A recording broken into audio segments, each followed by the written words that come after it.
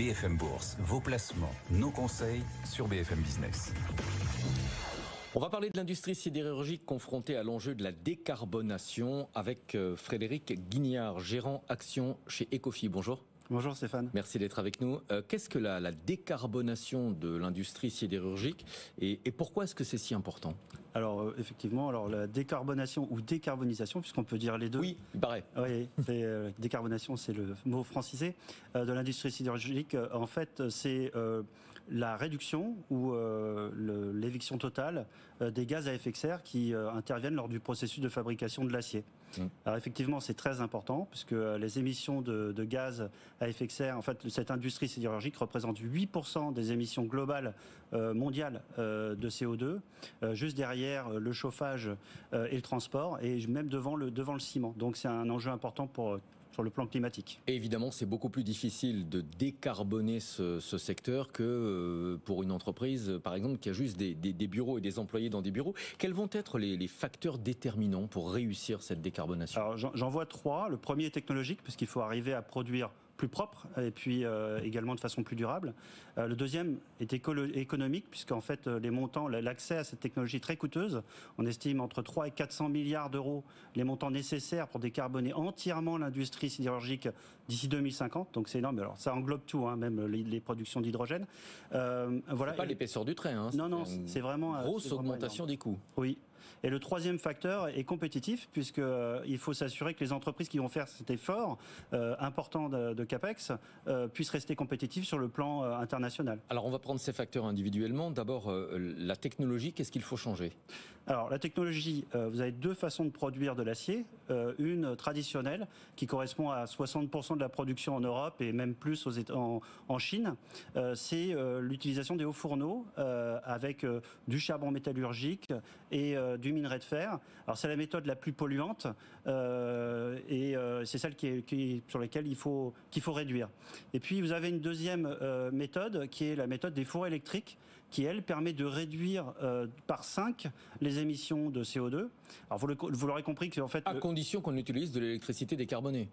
Alors exactement, c'est ça, et c'est ça l'enjeu. Et puis vous pouvez même aller plus loin parce que si vous ajoutez des usines qui s'appellent des DRI, Direct Reduction Iron, qui fonctionnent au gaz mais aussi à l'hydrogène, et si vous utilisez de l'hydrogène vert, vous pouvez arriver à obtenir de l'acier totalement décarboné. Alors vous le disiez, sur le plan financier, c'est extrêmement coûteux. Là encore, comment est-ce qu'on va gérer ? Oui, c'est extrêmement coûteux. Eurofer, qui est l'association des aciéristes en Europe, estime que les 60 projets les plus importants coûteront 31 milliards d'euros. Donc c'est considérable. Et donc l'effort, l'intervention de l'État, on n'est pas sûr que ces projets seront rentables. Donc il faut absolument que les États interviennent pour faciliter ce processus. Comment est-ce qu'on fait pour inciter les entreprises du secteur à se transformer ? Plutôt la carotte ou plutôt le bâton ? Un peu des deux. Donc vous avez des mesures coercitives. Donc le bâton. Et alors vous savez sans doute qu'entre 2026 et 2034, on va éliminer les allocations gratuites de crédit carbone. Ça c'est très important. Et en même temps, ce qui est quand même entre nous une grosse hypocrisie. C'était nécessaire au départ, mais on ne peut pas fonctionner à long terme sur ce principe de crédit carbone. Voilà, mais en tout cas, ça risque de gréver une forte partie des profits de ces entreprises.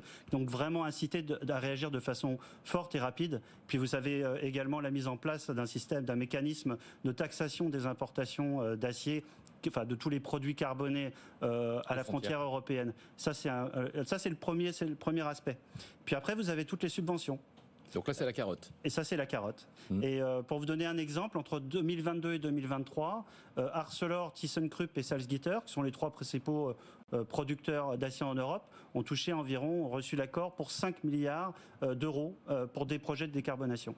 Alors après, il y a le problème de la compétitivité. Si cet acier il est plus cher à produire, est-ce qu'on va réussir à le vendre plus cher ? Comment rester compétitif ? Est-ce que sur le marché, il y a vraiment une prime à l'acier bas carbone? Est-ce qu'on a des acheteurs qui sont prêts à payer plus cher pour avoir de l'acier décarboné? Ça, c'est la bonne nouvelle. Oui, il y en a. On estime, d'après ce que j'ai pu lire, une prime d'environ 20 à 30% sur le prix de l'acier, pour l'acier vert. En fait, ce sont toutes les industries qui souhaitent décarboner leurs activités, et notamment leur empreinte carbone de Scope 3, qui vont être incitées à acheter de l'acier vert pour obtenir des certificats qui leur permettra d'obtenir cet objectif.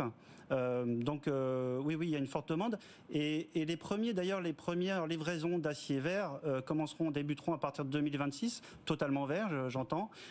On estime que ça correspondra à environ 35% du marché en 2030 pour arriver à 100% en 2040. En bourse, comment on investit, comment on accompagne comment on investit sur cette transition, comment est-ce qu'on accompagne en investissant? Alors, vous avez deux façons. Vous avez une méthode un peu indirecte. Vous pouvez investir bien sûr dans des acteurs liés à l'hydrogène comme ThyssenKrupp Nucera.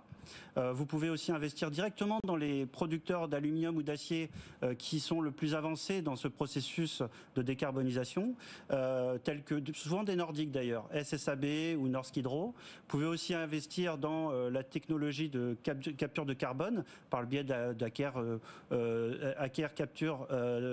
Capture Carbone. Et puis vous avez aussi deux autres sociétés que nous aimons beaucoup, qui sont un moyen d'investir de façon plus pure dans le thème.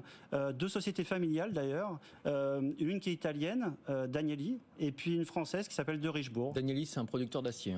Alors, c'est un producteur d'acier, c'est un tiers du chiffre d'affaires, c'est de la production d'acier bas carbone. Mais ce qui m'intéresse dans cette société, ce sont les deux autres tiers, parce qu'en fait, ils fournissent des usines et des équipements pour la production d'acier à bas carbone. Et ils ont d'ailleurs une part de marché mondiale de 21%, mais avec un positionnement très fort dans les technologies vertes dont je vous parlais, les DRI et puis les fours électriques.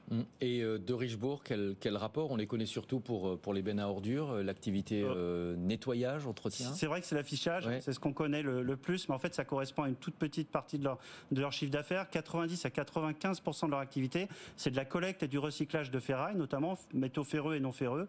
Et logiquement, plus on va utiliser de fours électriques, plus on va avoir besoin de ferraille, donc ça sera plutôt bon pour leur chiffre d'affaires. Merci beaucoup Frédéric pour ces explications. Frédéric Guignard, gérant action chez Ecofi Investissement.